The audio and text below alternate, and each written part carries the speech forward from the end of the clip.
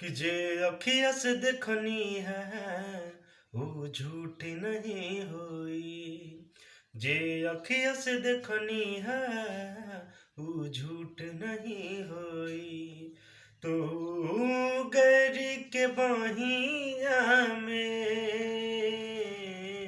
तो गैरी के बहिया में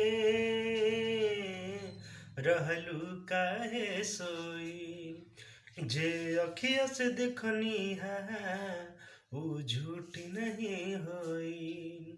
जे अखिया से देखनी है वो झूठ नहीं होई।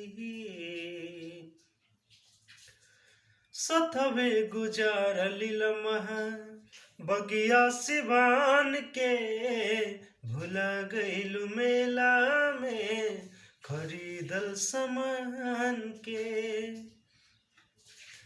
सथवे गुजार लम्हा बगिया सिवान के, भुला गईलू मेला में खरीदल सामान के। कि मंजूर संगम काहे दिल से तू धोखा तू देहलू।